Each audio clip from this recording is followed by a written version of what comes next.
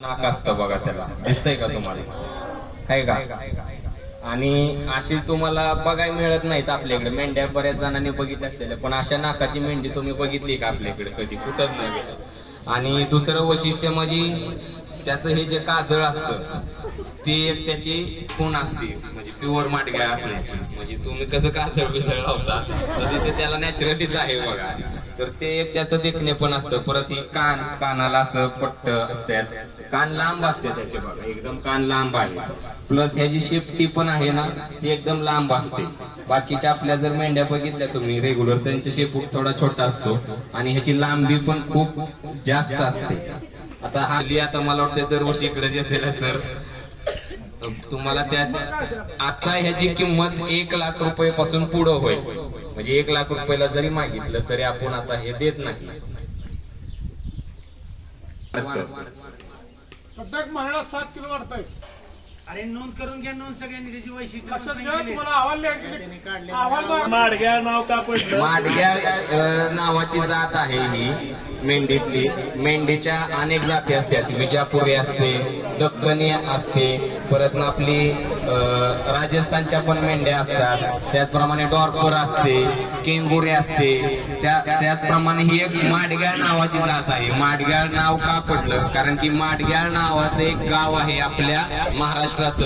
Maharashtra Karnataka border आहे, तिथं शेवटचं गाव माडग्याळ नावाचं गाव आहे, जत तालुक्यातलं. त्या ठिकाणी ह्या जातीची पैदास झालेली आहे, म्हणजे उत्पत्ती झालेली आहे. त्यामुळं ह्या ब्रीडला माडग्याळ म्हणून ब्रीड ओळखलं जातं. आणि GI मानांकन मिळण्यासाठी ह्याच्यासाठी प्रयत्न केलेले आहेत भरपूर स्तरावरती, आणि ह्याला GI मानांकन पण आता मिळेल भविष्यात. त्यामुळं GI मानांकन मिळाल्यानंतर ह्याच्या संवर्धनासाठी गव्हर्नमेंट भरपूर पैसे देतं, ही जात टिकवायसाठी आणि वाढवण्यासाठी. 40 किलो वेट आहे याचा आता. जातीचा नर आहे, सेम आहे. आता तुम्ही मला सांगा ह्याचं काय वैशिष्ट्य आहे? कशावरून तुम्ही माडग्याळ आहे का नाही ते ओळखणार? हा बकरा डोळ्याला काय आहे त्याच्या? काजळ. अजून दुसरं काय वैशिष्ट्य आहे याचं? नाक मोठं, शेपूट पण मोठा आहे. अजून काय? कान लांब आहे. मग ती कोणती जात झाली? आणि माडग्याळ हे नाव का पडलं या जातीला? माडग्याळ मध्ये याची उत्पत्ती झाली आहे, त्यामुळं. माडग्याळ गाव आहे, गाव. गावाचं नाव पडलंय माडग्याळ. गावात त्याची उत्पत्ती झाली म्हणून त्याला माडग्याळ जात म्हणतात. महाराष्ट्रातलं शेवटचं गाव आहे आपलं ते. तिथून कर्नाटक बॉर्डर आहे. म्हणजे ह्यांच्या तिथलं गाव, ह्यांचंच गाव. इकडे या निळांना, निळे मामा इकडे या. त्या निळे मामांचंच गाव आहे. हे निळे मामा माडग्याळचे आहेत, समाजाचे आहेत. त्यांचं आडनाव निळे आहे. ही 2 भाषा बोलतात, कन्नड बी बोलतात आणि मराठी बी बोलतात. काय का दहा? हॅलो. निळमामा आलेल्या पोरांना कर्नाटकी भाषेत एक बार नमस्कार करा. एक वेळ नमस्कार म्हणा सगळ्यांना. राखायची वगैरे म्हणा, मेंढर राखायचे जावा. म्हणा तर नमस्कार म्हणा.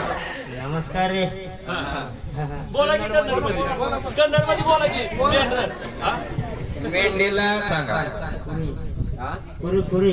मेंढीला कन्नड भाषेत कुरी म्हणतात, कुरी. लिहून घ्या, लिहून लगेच. आणि बकऱ्याला काय म्हणतात कन्नड भाषेत? ठगर म्हणतात कन्नड भाषेत बकऱ्याला.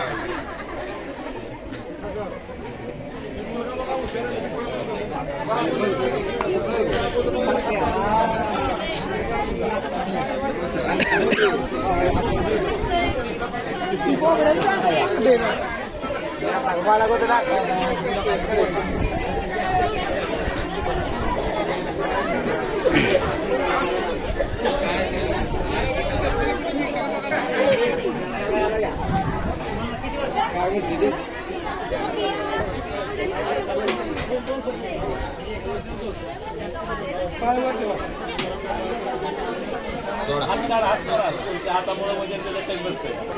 हे ओरडलं की तो पळेल.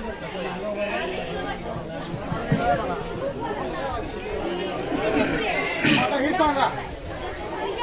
आता मुलं सांगतील हा कोणत्या जातीचा वाटतोय तुम्हाला? हा, कोणी सांगितलं?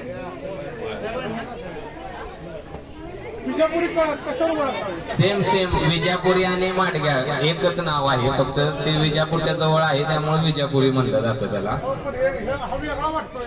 थोडं याला काजळ कमी आहे, पण नाक जे आहे ना ते असंच आहे बघा, त्याचं पोपटागतच आहे. काजळ नाही त्यात. हा एका बाजूला आहे मला वाटतं याला काजळ थोडस. हा सशक्त वाटतोय आपण. हा जास्त व्हायचं आहे का? हा थोडा मॅच. 2 वर्षाचा आहे तो. 2 वर्षाचा आहे. मागं चला. घ्या तिकडून, घ्या तिकडून. 45,000 रुपयाला खरेदी केलं होतं. एका महिन्याचं 45,000 म्हणजे आता जी किंमत बघा. आता किती महिन्यात चालते? आता काय 3 महिने झाला आणून याला, 3 महिने झाले. 4 महिन्याचा आहे.